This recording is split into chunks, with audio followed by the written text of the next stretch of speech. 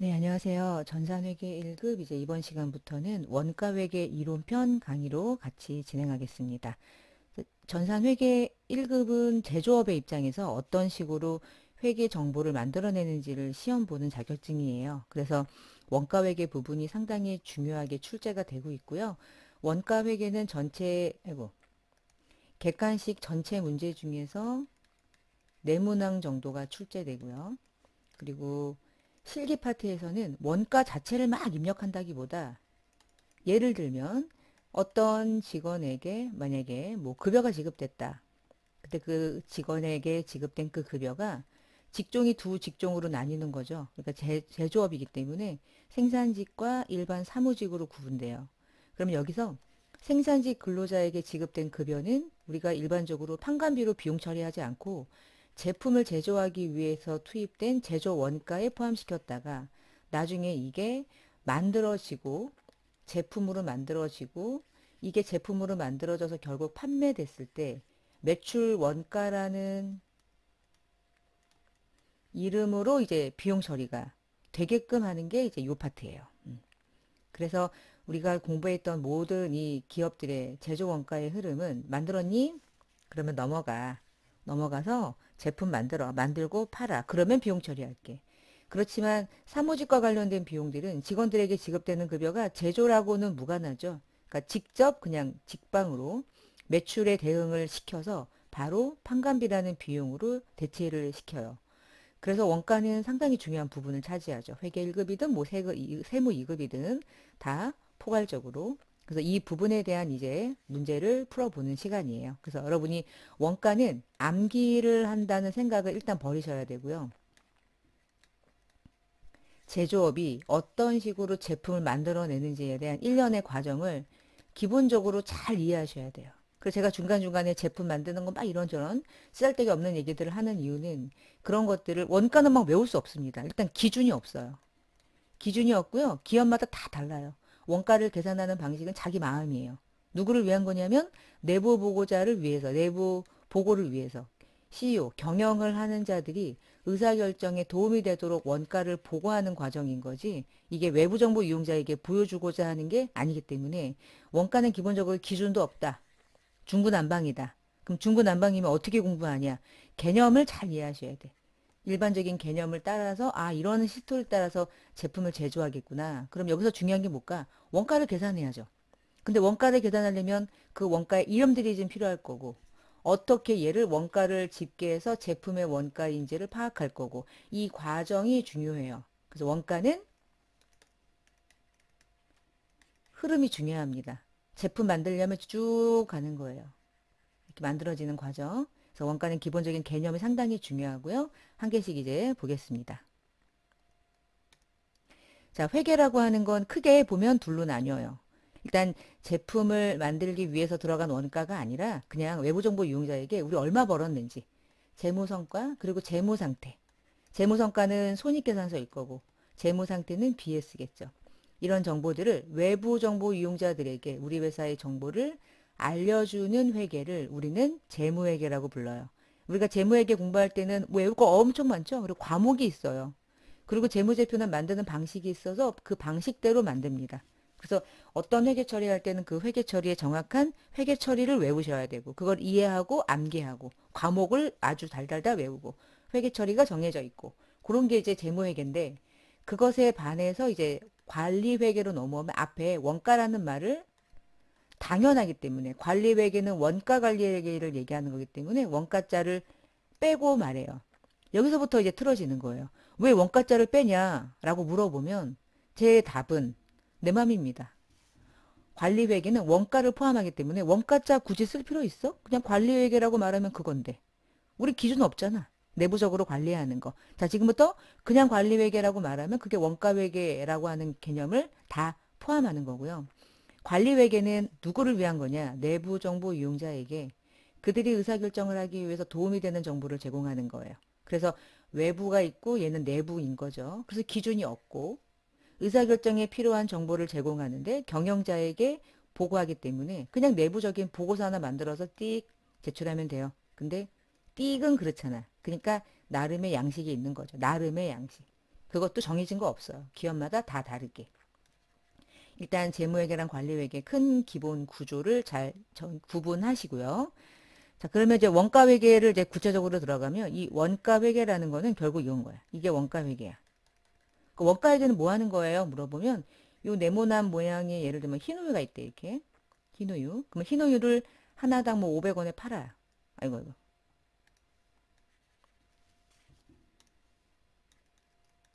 판매가가 500원이에요. 그러면 얼마의 원가를 가지고 판매하고 있는 건지 이게 차이가 나면 이게 결국은 하나를 팔 때마다 벌어들이는 이익의 개념인 건데 요 금액을 우리는 제조원가라고 부르기는 하는데 생각해봐요. 신우유 한 꽉을 만들기 위해서 들어가는 원가를 계산한다는 건 정말 쉽지 않은 일인 거예요. 우리가 우유 만들 때 하나씩 만드나? 여러분 원유를 투입할 때 한 개씩 한 개씩 이렇게 투입하기보다 일단 아주 많은 대량의 원유를 사 와서 하나하나 가게 담기 위한 과정이 있죠. 그 과정에서 직원들에게 인건비도 나가고요. 전기도 쓰고요. 수도요금도 쓰고요. 여러 가지 기본적인 비용들이 많이 들어가요. 직원들이 회식하는 것도 다 이 우유 한 깍을 만들기 위한 거예요. 생산직 근로자에게 지급되는 모든 인건비가. 생산직 근로자들은 공장에서 일하죠. 그럼 공장을 운영하기 위해서는 공장이 만약에 이 기업의 소유라면 재산세도 내겠죠. 그러면 재산세도 뭐예요? 이 우유 한 깍을 만들기 위한 또 다른 원가 요소인 거예요. 그래서 이런 것들을 계산하는 게 엄청난 노력이죠. 자, 이런 원가를 계산하는 분야를 우리는 원가회계라고 불러요. 그러면 이런 원가회계를 통해서 이 원가를 구해. 이 원가를 구하는 게 일이겠죠. 중요하겠죠. 이 과정을 공부하는 거예요. 여러분 시험은. 그러면 이 원가회계를 통해서 무엇을 할 거니? 원가가 얼마인지 알아야지. 200원이라고 나왔다. 예를 들어. 그럼 200원의 원가가 들어가서 500원에 팔아. 그러면 300원의 이익이 나죠. 요 이후의 숫자들은 어디에서 필요한 거예요? 재무회계를 위한 거잖아요. 원가를 알아야지 재무회계를 하겠죠. 근데 원가를 알면 그 다음에 뭐 할까요? 야, 원가 200원 들어갔어? 원가 200원보다 조금 더 원가를 절감한다면 이익을 극대화할 수 있겠구나. 무슨 방법이 있을까? 고민해야 되지 않을까? 그쵸? 고민하지 않고 야 200원이야? 그래 500원에 팔자. 그러지 말고 좋은 경영자의 마인드라면 야 원가를 좀 감소시킬 수 있는 방법을 생각해봐. 전기를 왜 이렇게 쓸데없이 쓰는 거야? 예를 들면 야 공장을 관리할 때 들어가는 관리비를 좀 절감해보자. 그러면 원가를 절감할 수 있잖아. 원가를 절감하면 소비자에게 판매하는 판매가도 조정할 수 있잖아. 우리가 내고 싶은 마진은 그대로 유지하면서. 좋죠. 경영 마인드는 좋죠. 그러면 이런 식의 의사결정하려면 이게 얼마인지 알아야죠. 그러면 원가 회계를 통해서 두 번째 하는 일은 내부적으로 관리하려고. 원가를 통제해야죠, 이제. 더 원가를 증가시킬 수밖에 없는 이유가 있을 수도 있고, 감소시킬 수 있는 방법도 있고, 그걸 통해서 판매가를 조정할 수도 있고, 대부분의 기업들은 원가를 감소시켜도 판매가를 올리죠. 뭐 악독 기업들이죠, 뭐. 근데 악독 기업이라고 못하죠.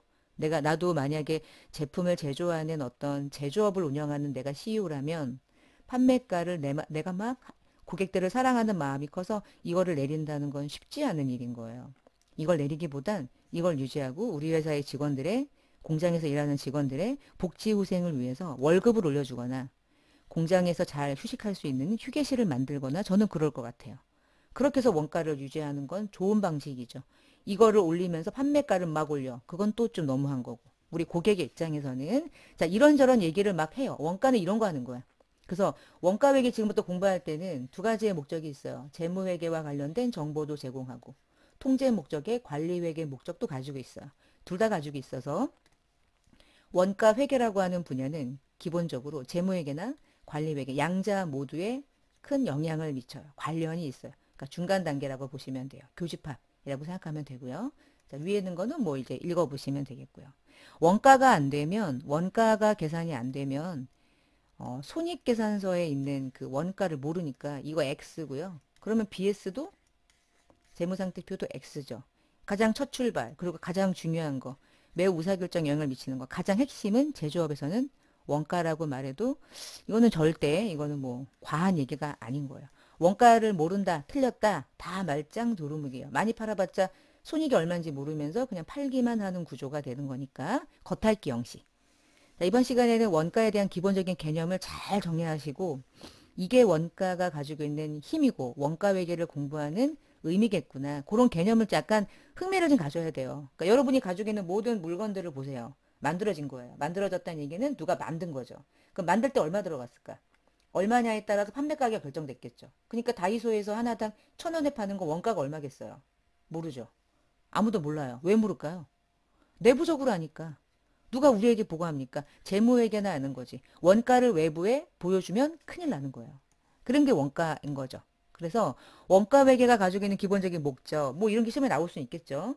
말을 외우시면 안 되고 개념을 외우셔야 돼. 왜냐면 이렇게 똑같은 글씨로 나오는 시험이 아니야, 원가는. 원가는 기준은 없고 개념을 잘 이해하는 게 중요해요. 그래서 개념을 이해하면 그냥 막 읽으면서 찾는 거예요. 자, 그래서 원가회가 가지고 있는 기본적인 목적. 제품의 원가를 계산하는 거예요. 그래서 기업이 제조하는 제품의 원가를 결정하고 그게 나중에 판매되면 매출원가, 안 팔리면 기말재고자산. 그걸 결정하게 돼요. 그래서 원가회계는 상기업은 안 하는 거예요. 선생님, 원가회계는 상기업도 원가 있잖아요. 이렇게 물어보면 상기업에서 말하는 원가는 공부하지 않아요. 상기업에서 말하는 원가는 재무회계에서 공부하는 거야. 이렇게 T자 규정 그려가지고. 상기업은 기초에 몇 개 있었고 그냥 사와요.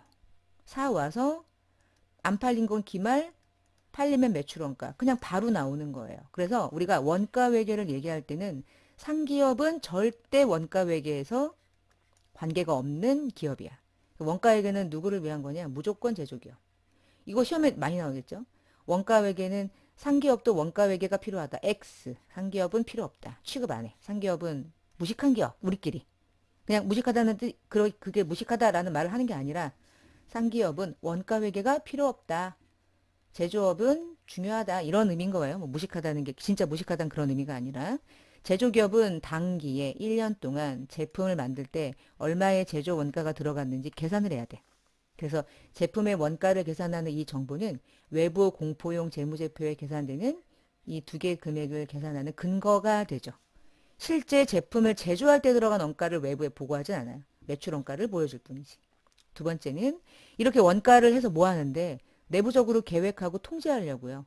이렇게 원가가 많이 들어갔어? 그러면 이렇게 원가가 많이 들어가서 이 정도 팔렸다. 그러면 그 다음 연도에는 어떤 형태로 제품을 제조하는 원가를 준비해야 될까? 자금과 관련된 부분들도. 공장은 어디까지 또 조금 더 맥시멈으로 운영을 해야 될까?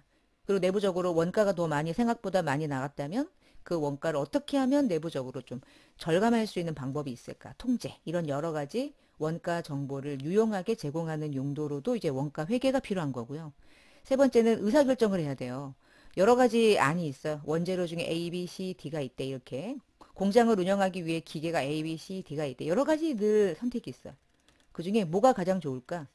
돈만 보진 않고요. 그러면 뭐가 가장 좋을까는 지금 현재 어때? 원가 좀 보고 해봐.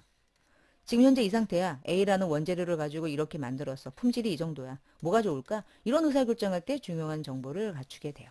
최선의 선택을 해야만 하니까. 그래서 무조건 원가를 절감시킨다도 아니고 무조건 올린다도 아니고 향후 계획하고 통제 하에서 의사결정을 하겠죠. 이게 원가 회계라고 하는 기본적인 회계가 가지고 있는 목적이 돼요. 자, 이제부터 원가라고 하는 걸 뭐라고 부르냐면 원가는 코스트 이렇게 불러요. 그래서 코스트 코 뭐 이렇게 부르는 데 있죠? 그게 다 이제 원가처럼 팔아먹는다 뭐 이런 뜻인 거야. 예를 들어. 그러면 이 원가라는 건 뭐니? 이런 거죠. 우리가 이제 어떤 하나의 물건이든 서비스든 이런 걸 만약에 누군가에게 공급하게 된다면 그것을 만들기 위해서 들어간 온갖 지출된 것들. 이것을 만들기 위해서 지출된 것들. 근데 그 지출된 게 대부분 돈으로 나가겠죠. 우리 이제 오징어 같은 거 이제 사 먹잖아요. 그럼 오징어도 어쨌거나 바다에서 오징어를 어업을 해서 말려서 일정 뭐 가공을 해서 만약에 뭐 오징어 구이로 팔다거나 만약에 그런다고 하면 오징어 여러분 아시죠? 바닷가에 가면 이렇게 빨랫줄 해가지고 이렇게 널어 놓는 거. 그럼 널어 놓을 때 이 바닥 공기가 중요하단 말이에요. 제 생각에. 그러면 공기가 잘 이렇게 순환돼 가지고 이런 뭐 미역도 마찬가지고 이렇게 바닷가에다가 이렇게 줄 달아놓고 막 이렇게 말리잖아. 그럼 말리는 게 중요하거든. 꽃감도 마찬가지고. 그럼 공기가 가지고 있는 이 음식의 공기가 가지고 있는 힘이 엄청나. 그런데 이 공기가 이 제품 하나에 들어간 얼마의 원가를 보유하고 있는 건지, 이 공기는 이 제품 하나에 얼마의 원가인지를 얘기할 수 있을까? 공기는 돈 주고 사는 게 아니잖아요. 자연이잖아요. 그러면 공기가 이 제품을 만들 때 중요하긴 해. 신선한 맛, 어떤 바다 냄새 이런 거를 주긴 하지만 그 자체를 어떠한 측정된 금액으로 산출해서 원가가 얼마 들어갔지라고 하는 걸 기입할 수는 없죠. 말도 안 되는 얘기했을까요? 아니요, 그렇지 않아요. 정말 중요한 얘기인 거예요. 그러면 이 공기를 얼마로 측정할까? 못해요. 자, 이 얘기는 원가는 화폐 단위로 측정한 것이 원가인 거야. 공기는 원가가 될 수 없어요. 맞죠? 공기는 원가가 될 수 없는 거예요. 그래서 우리가 재화나 용역을 만들고 얻기 위해서 희생된, 지출된 경제적인 자원을 화폐 단위로 계산된 것들을 원가라고 불러요. 그래서 화폐 단위로 측정되지 않은 공기 같은 것들은 원가가 될 수 없는 거예요. 돈이 나가야 돼. 그리고 여기서 말하는 원가라고 하는 개념은 크게 둘로 나누는데 소멸 원가, 미소멸 원가 이렇게 구분을 하거든요. 근데 소멸 원가, 미소멸 원가는 뒷장에서 얘기할 거예요. 잠깐 이렇게 보시면은 제품을 만들 때 만약에 원가가 이렇게 100원어치가 들어갔대요. 100원어치가 들어가서 이제 제품이 됐어. 원가가 이제 원가를 제품이라는 원가를 만들기 제품이라는 것을 만들기 위해서 원가가 100원어치가 들어간 거예요. 근데 이게 제품이 됐대요. 쉽게 생각하면. 근데 이 중에 제품이 된 게 10개인데 이 10개 중에 제품을 만들면 팔 수 있죠. 팔면 돈을 벌죠. 그러면 자산이에요. 근데 100원어치 중에서 90원어치는 제품의 형태도 있는데요. 10원어치는 움직이다가 아니면 쌓아놓다가 깨진 거야. 아니면 누가 도난당했어. 아니면 불이 났대. 그럼 여러분 100개 중에 90개는 제품으로 있지만 10개는 손실됐거나 재해로 인해 가지고 소멸됐대요. 그러면 원가가 100원이었긴 했죠. 원가가 100원이었긴 했는데 결국은 이거 두 개 중에 여기로 갔네? 손실이 돼버렸네요. 원가라고 하는 건 이후에 팔았을 때 돈이 될 거라고 하는 기대가 있어야지 원가인 거예요. 근데 얘는 아니잖아요. 그럼 얘는 뭐예요? 얘는 원가예요? 아니요, 비용이죠. 영업의 비용. 100원의 원가라고 처음에는 계산했지만 이 중에 결국에 제품이라는 형태로 남아있지 않고 잃어버리거나 도난당하거나 아니면은 재해로 임어서 손실이 났을 때 우리가 회계 처리를 이렇게 했었죠. 제품을 10원만큼 사라지고 무슨 회계 처리할 때 손실로 처리해요. 그러고 나서 걸었죠. 적요사항 8번에 타겟형 대체를 걸어요. 이유는 제품이 정상적으로 가야 할 경로로 가지 않았다는 걸 체크해 주는 게 타겟형 대체라고 하는 적요 기능키였던 거예요. 그럼 결국은 영업의 비용이 된 거잖아. 그러니까 원가가 아닌 거야, 결국에. 그래서 원가가 투입됐는데 완성됐어? 아니면 원재료로 있어? 제공품으로 있어? 어쨌거나 미래에 경제적으로 돈 들어올 것 같아? 그러면 자산이 되는 거고요. 그 정확한 이름은 재고자산이 되는 거예요. 근데 없어졌니? 즉시 비용, 타겟형 대체, 그리고 비용. 비용, 원가 아니고 비용. 자, 비용을 우리는 이제 영어로 뭐라고 많이 부르냐면, 비용은 expense 이렇게 불러요. 코스트는 원가, 비용은 소비된 거, 아예 없어져 버린 거. 그러면 자산으로 다시 가는 거예요. 자산 중에 제품이라고 얘기를 들어볼게요. 제품이 이제 90원어치 있어요. 90개 있고요. 근데 그 중에 안 팔렸네? 원가 맞죠? 제품이라는 원가 만들어진 거 맞죠? 근데 이 중에 안 팔린 게 20이고 팔린 게 70이면 팔린 건 뭐예요? 우리 팔렸을 때 드디어 매출원가라고 부르죠. 근데 그 매출원가는 원가라는 이름의 비용이잖아. 그쵸? 재고자산은 남아있는 거죠. 안 팔렸죠. 자산이죠. 근데 이 비용과 이 비용은 다르죠. 이 비용은 무슨 비용이에요? 요건 원가로 만들어진 제품이 드디어 외부로 유출돼서 우리 회사 내부에 소멸된 거죠. 그래서 걔를 우리가 소멸원가 이렇게 부르고요. 재고자산으로 남아있는 건 원가가 발생돼서 원가가 투입돼서 제품으로 완성됐는데 아직 안 팔린 거죠. 아직 안 팔렸으니까 소멸되지 않았죠. 그래서 걔를 미소멸 원가다 이렇게 불러요. 그래서 미소멸 원가가 뭐예요? 원가가 발생돼서 투입이 됐는데 그게 안 팔리고 남아있어. 창고에 있어. 그게 미소멸 원가. 정확하게 재고자산. 근데 팔렸어. 그 원가 드디어 팔렸어. 그래서 매출 원가라는 비용 됐어. 그 원가를 우리는 소멸 원가다 이렇게 불러요. 그래요. 얘도 소멸 원가라고 부를 수 있어요. 근데 정확하게 말하면 이 원가는 이렇게 파생되는 거야. 이렇게. 얘는 기본적인 손실 계정으로 처리가 되는 거고. 정상적인 과정은 요 과정이겠죠. 그러니까. 자, 그래서 비용과 원가는 조금 다르게 인식을 하시면 조금 더 원가 공부할 때 이제 폭넓어지고요. 그래서 미래에 경제적인 효익을 획득할 수 있느냐 없냐를 가지고 야, 소멸됐어? 끝났구나. 미소멸이니 여전히 남았구나. 자, 일반적으로 원가회계에서 언급하는 원가는 원가회계에서 원가라고 부르는 원가는 제품을 제조하는 활동에서 투입됐고 제품 생산에서 소요되는 지출된 금액을 우리는 정확하게 제조 원가 이렇게 부르는 거예요. 그래서 용어를 이해할 때 원가라는 개념과 비용이라는 개념을 기본적으로는 잘 구분해야 될 필요가 있고 근데 이제 뒤에서 공부하시면 아시겠지만 우리 원가는 관례적으로 원가라는 이름과 비용이라는 이름을 막 왔다 갔다 써요. 왜 그러냐면 요 생각을 하셔야 돼. 자, 원가 회계라고 하는 이 회계 분야로 딱 넘어오는 순간 재무 회계를 얘기하는 거 아니고 세무도 얘기하는 거 아니죠. 원가라는 개념 하에서 얘기하는 거죠. 그러면 제품을 제조하기 위해서 무언가가 이제 소비되잖아요. 그러면 원가 회계라고 하는 카테고리 이 범주 안에서는 제품을 제조하기 위해서 소비했다면 그냥 그건 이 안에서끼리 우리끼리는 그냥 소비된 비용이라고 불러도 여기에서 부르는 게 아니라 원가 회계에서 부르는 거니까 얘가 비용이라고 아무리 말해도 그게 제품의 원가인 거야. 우리끼리니까. 자, 원가는 정확한 기준이 있어요, 없어요? 그러면 없어. 그래서 야, 비용이라고 불러도 어때? 이거 원가를 그냥 비용이라고 한글로 부르면 어때? 코스트, 익스펜스 이렇게 부르는 거 아니잖아. 우리 영어 아니잖아. 그러니까 제품을 제조하기 위해서 소비한 거라며. 소비한 거니까 원가, 제품을 제조하기 위해서 소비된 그 비용을 그냥 비용이라고 부르는데 우리는 원가니까 이것도 원가 아니니? 꼭 그렇게 딱딱하게 막 이름을 정확하게 막 쪽쪽쪽 쪼개야 되니? 아, 그렇지 마. 그냥 가자. 너무 이상하죠? 저도 이상한데 저는 원가가 제일 좋아요. 그래서 이것저것 유도리가 아주 넓잖아요. 자, 그래서 주요 이제 마지막으로 이제 이 시간에 이제 마무리할 부분은 결국 이거야.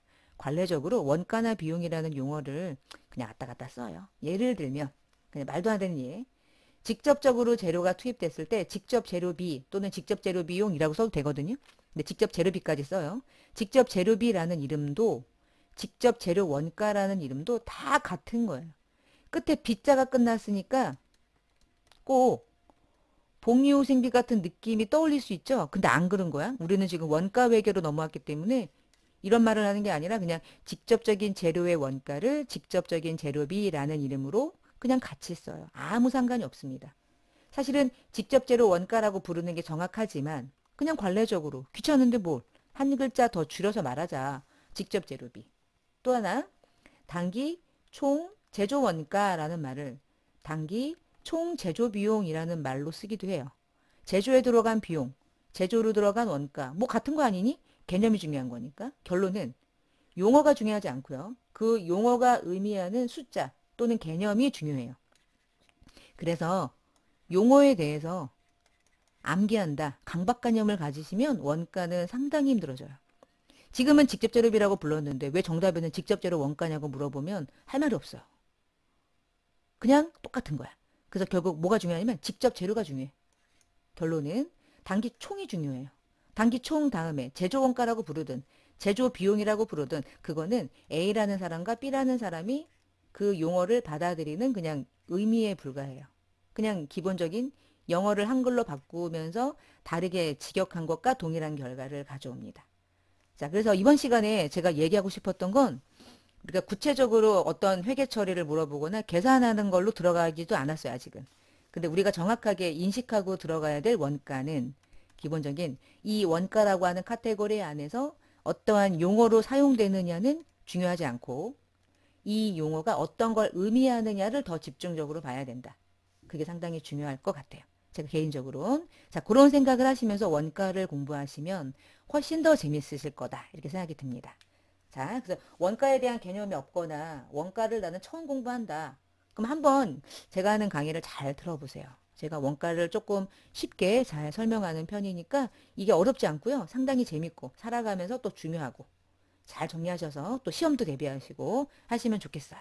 자, 원가 회계 첫 번째 시간을 마치고요. 또 다음 시간에 뵙겠습니다. 감사합니다.